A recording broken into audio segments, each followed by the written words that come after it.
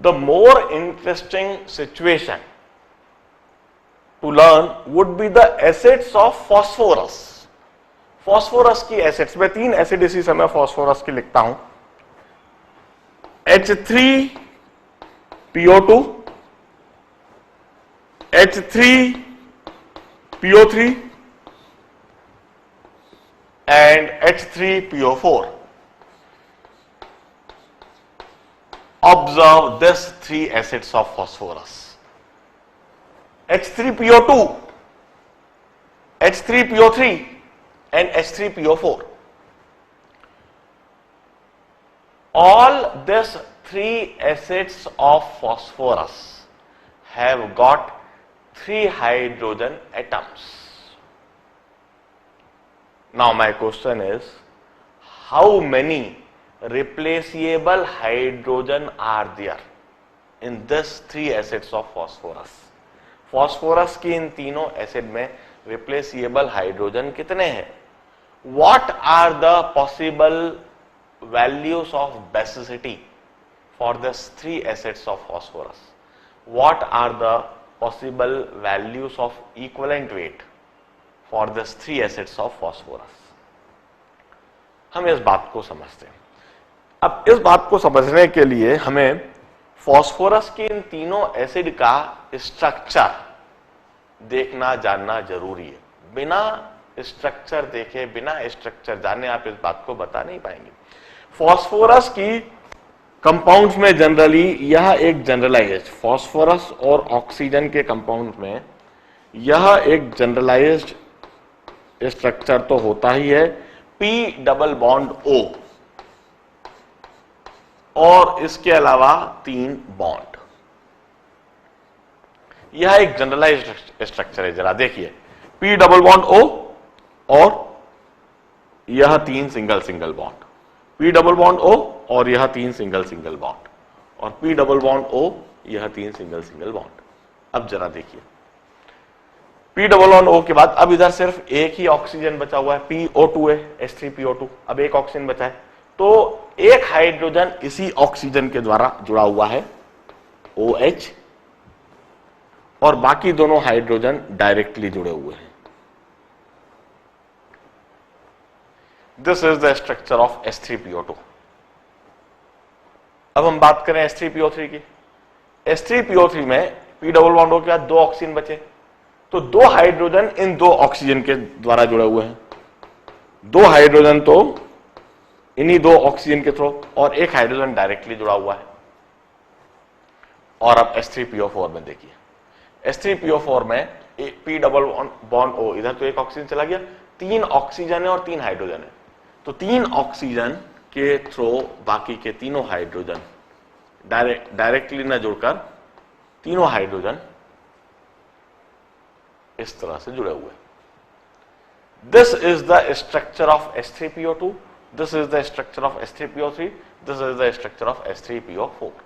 अब इस स्ट्रक्चर को जानने के बाद अगला बात जो हमको समझना है, दैट इज, जो हाइड्रोजन फॉस्फोरस से डायरेक्टली जुड़ा हुआ है, that is not replaceable hydrogen, that is not acidic hydrogen.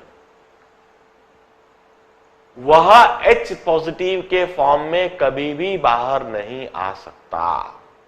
ऐसा क्यों, जरा सोचो. जैसे यह हाइड्रोजन फॉस्फोरस से सीधा सीधा जुड़ा हुआ है, यह जो हाइड्रोजन फॉस्फोरस से सीधा सीधा जुड़ा हुआ है, यह भी और यह भी, यह भी फॉस्फोरस से सीधा सीधा जुड़ा हुआ है.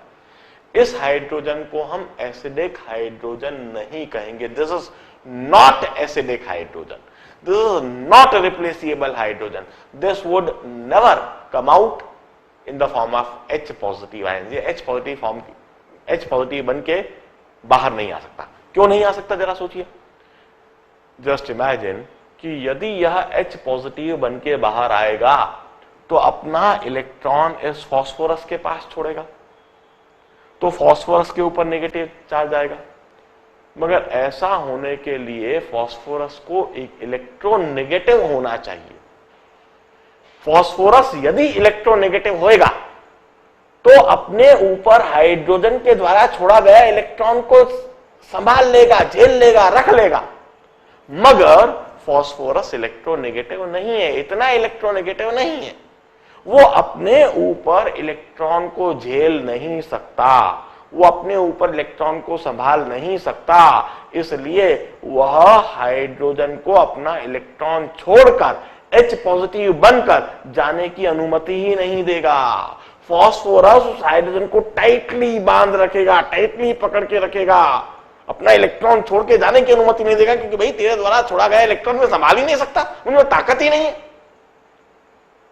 फास्फोरस इलेक्ट्रोनेगेटिव एलिमेंट नहीं है, इसलिए वो हाइड्रोजन को इस तरह से इलेक्ट्रॉन छोड़कर जाने की अनुमति नहीं देगा। इसलिए यह हाइड्रोजन एसिडिक हाइड्रोजन नहीं होगा, रिप्लेसिएबल नहीं होगा, यह H पॉजिटिव के रूप में बाहर नहीं आ सकता।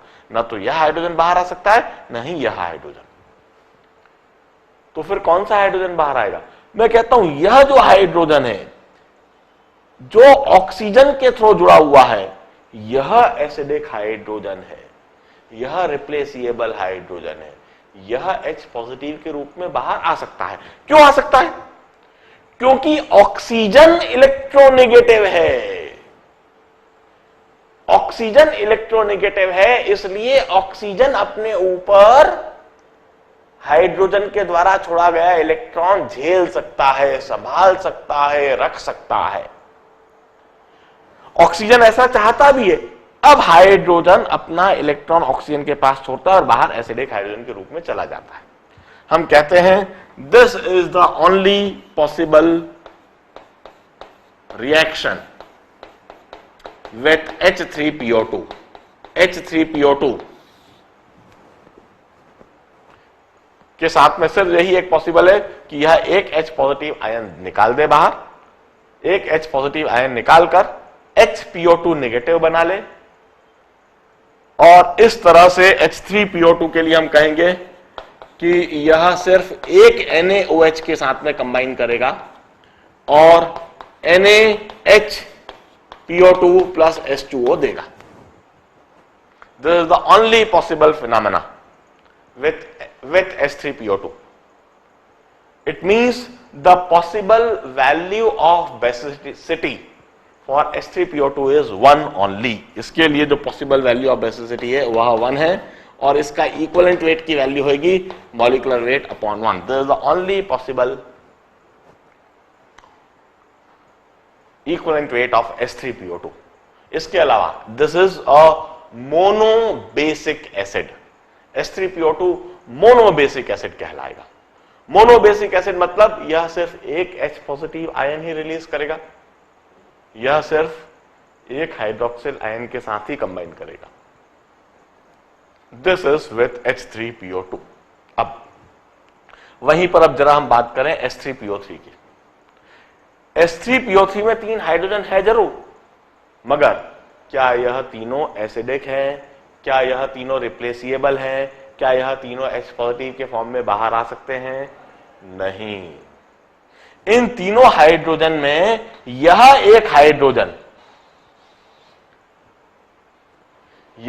हाइड्रोजन जो डायरेक्टली फास्फोरस से जुड़ा हुआ है, यह एसिडिक नहीं है, यह रिप्लेसिएबल नहीं है, यह H पॉजिटिव के फॉर्म में बाहर नहीं आ सकता। क्यों नहीं आ सकता?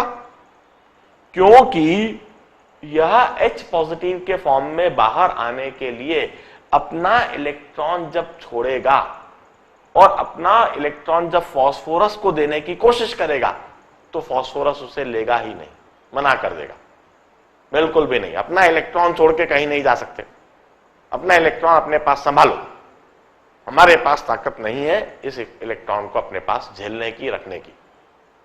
यह फास्फोरस की बात होगी।